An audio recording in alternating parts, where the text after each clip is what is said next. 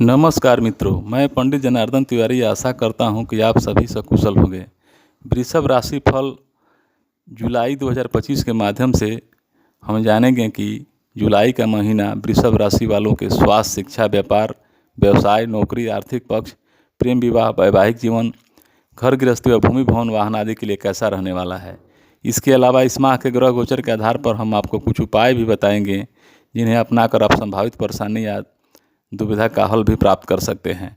तो आगे बढ़ने से पहले हमारे चैनल को सब्सक्राइब एवं लाइक करके कमेंट बॉक्स को जय बजरंगबली लिखकर भर दें ताकि बजरंगबली की कृपा पर सदा बनी रहे।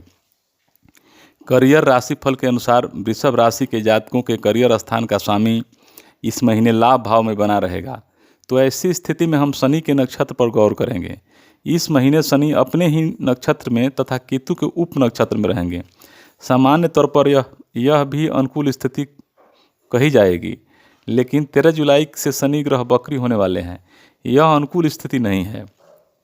अर्थात सामान्य तौर पर इस महीने कार्य क्षेत्र के मामले में आप काफ़ी हद तक अनुकूल परिणाम प्राप्त कर सकते हैं, लेकिन दशम भाव में राहु, केतु तथा मंगल का प्रभाव कुछ न कुछ व्यवधान देने का काम कर सकता है। विशेषकर 13 जुलाई के बाद व्यवधान का ग्राफ और भी बढ़ सकता है। ऐसी स्थिति में इस महीने व्यापारिक निर्णयों को सावधानीपूर्वक आगे बढ़ाना उचित रहेगा।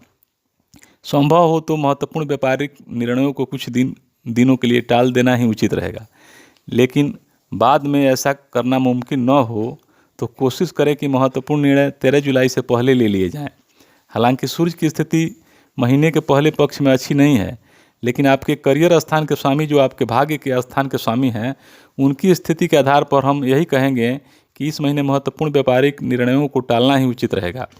लेकिन यदि किसी कारण से उन निर्णयों को टालना संभव न हो तो 13 जुलाई से पहले निर्णय से जुड़े हुए महत्वपूर्ण कदम उठा लेना ज़्यादा समझदारी का काम होगा। हालांकि नौकरी पेशा लोगों को इस महीने किसी बड़ी परेशानी का सामना नहीं करना पड़ सकता है, लेकिन आपकी कुंडली के महत्वपूर्ण ग्रह शनि का 13 जुलाई से वक्री होना कुछ छोटे मोटे व्यवधान देने का काम कर सकता है। कहने का तात्पर्य है कि कार्य क्षेत्र के मामले में जुलाई का महीना काफ़ी हद तक अनुकूल रह सकता है। हालांकि छोटे मोटे व्यवधान तो देखने को मिल ही सकते हैं। विशेषकर 13 जुलाई के बाद व्यवधानों का ग्राफ थोड़ा और बढ़ सकता है, लेकिन उन व्यवधानों को आप थोड़ी सी कोशिश से भी दूर कर सकेंगे। तुलना करें तो व्यापार व्यवसाय की तुलना में नौकरी पेशा लोगों को इस महीने ज़्यादा अच्छे परिणाम मिल सकते हैं। अब आर्थिक स्थिति की बात करें तो इस महीने आपके लाभ भाव के स्वामी बृहस्पति ग्रह सामान्य तौर पर अनुकूल स्थिति में रहेंगे। हालांकि बृहस्पति इस महीने राहु के नक्षत्र में रहेंगे और राहु ग्रह आपके कर्म स्थान पर विद्यमान हैं। ऐसी स्थिति में हम कह सकते हैं कि आपकी कठिन कर्मठता का सदुपयोग करके अच्छी आमदनी प्राप्त करने की कोशिश करेंगे। भले ही शनि ग्रह धीमी गति से चलने का वाले ग्रह माने जाते हैं, लेकिन लाभ भाव में जाकर शनि ग्रह आपको लाभ दिलवाना चाहेंगे। भले ही लाभ मिलने की गति धीमी रहे, लेकिन सार्थक लाभ मिलने की संभावना भी प्रतीत हो रही है। अर्थात आपके लाभ भाव के स्वामी तथा लाभ भाव में बैठे हुए ग्रह आपको संतोषप्रद लाभ दिलवाने का संकेत कर रहे हैं। स्वास्थ्य के दृष्टिकोण से जुलाई का महीना आपके लिए मिले जुले परिणाम दे सकता है। हालांकि आपके लग्न राशि के स्वामी ग्रह की स्थिति काफ़ी अच्छी है। महीने के ज़्यादातर समय अर्थात 26 जुलाई तक लग्न या राशि के स्वामी होकर शुक्र अपनी ही राशि में रहेंगे, जो आपको सुरक्षित रखने का काम करेंगे। लेकिन लग्न या राशि पर शनि की तीसरी दृष्टि अच्छी नहीं मानी जाएगी। चतुर्थ भाव में मंगल केतु की युति भी अच्छी नहीं मानी जाएगी। ऐसी स्थितियां शारीरिक के साथ साथ मानसिक स्वास्थ्य को बिगाड़ने का काम कर सकती हैं। अर्थात इस महीने किसी न किसी कारण से आप कुछ हद तक तनावग्रस्त रह सकते हैं। अब प्रेम और वैवाहिक जीवन की बात करें तो इस महीने आपके पंचम भाव के स्वामी बुध ग्रह की स्थिति बहुत अच्छी नहीं है। बुध ग्रह न तो आपको सपोर्ट कर रहे हैं और न ही आपका बहुत बड़ा विरोध कर रहे हैं।